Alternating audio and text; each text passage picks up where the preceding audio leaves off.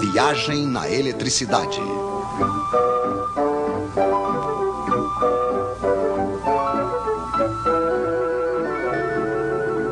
Os Três Mosqueteiros. Agora sabemos o que é a eletricidade. Entre dois fios, liga-se um gerador. Dentro de um dos fios, temos elétrons demais. Dentro do outro, falta. No outro lado dos fios, os elétrons passam através de um receptor desprendendo energia. Isso faz uma corrente de elétrons. É muito simples. Infelizmente, na prática, não vemos os elétrons. E se vocês quiserem se situar nos circuitos elétricos, precisam de um pouco mais de informação, é claro. Esses senhores vão nos ajudar. O gerador cria entre os dois fios uma diferença de potencial ou tensão.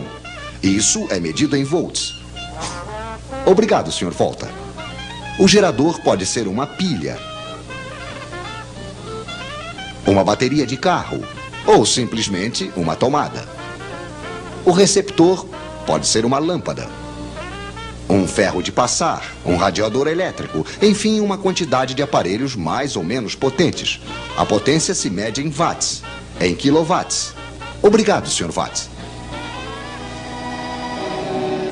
Assim que o receptor é ligado ao gerador, uma corrente passa e não se precisa ser diplomado em eletricidade para compreender que se ligarmos uma lâmpada 2 vezes mais potente, vai passar uma corrente 2 vezes mais intensa. Isso supondo que a quantidade de volts não tenha mudado. A intensidade da corrente se mede em amperes. Poderíamos medi-la, é claro, mas não é necessário. Conhecemos a voltagem. Está escrito nas pilhas ou nos contadores. Conhecemos a potência, está escrita nos aparelhos. Basta fazer uma pequena divisão. Intensidade em amperes igual a potência em watts dividido pela tensão em volts. Por exemplo, quanto passa de amperes dentro de um radiador de 1500 watts ligado em uma voltagem de 220 volts? Pois é, passará 1500 dividido por 220, que é igual a 6,8 amperes, se não tivermos errado, é claro. Mas acho que os senhores nos prepararam um pequeno exercício. Em uma mesma tomada, eles vão ligar 3 lâmpadas de 100 watts, um radiador de 1500 watts, uma torradeira de 760 watts e um forno elétrico de 3000 watts. Problema: calculem a intensidade da corrente que vai passar na tomada. Bem, é muito simples. 100 mais 100 mais 100 mais 760 mais 1500 mais 3000.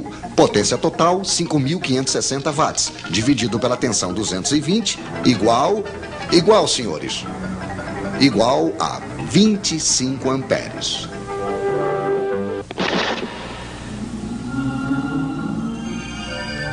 Pois é, não passou absolutamente nada. Ou antes, passou tantos amperes que os fios esquentaram, o isolante queimou, a corrente contentíssima, claro, passou diretamente e houve um curto-circuito. Os nossos senhores não conhecem o disjuntor. O nosso radiador esquenta por quê? Porque no interior, a corrente passa em um fio que tem uma certa resistência. Para a resistência dos receptores, precisamos de um quarto mosqueteiro, o ohm, que se escreve ômega. Obrigado, Sr. Ohm. Poderíamos medir esta resistência, mas também não precisamos, pois é calculada facilmente. Resistência em ohms igual a tensão em volts dividido pela intensidade em amperes. O seu radiador, que deixa passar uma corrente de 6,8 amperes, terá uma resistência de 32 ohms. Mas é realmente interessante saber disso? Sim, pois os fios que vão para o radiador também têm uma certa resistência. Se eles são finos demais, longos demais e estão em péssimo estado, terão a mesma resistência que o radiador e vão desprender o mesmo calor que este, o que será suficiente para fundir o isolante. Moral da história: fiquem atentos para não deixar passar amperes demais em seus fios. Então retenham os nomes dos seus 4 mosqueteiros: watt, ampere, ohm, volt. E se além do mais vocês retiverem sua fórmula, estarão quase diplomados em eletricidade.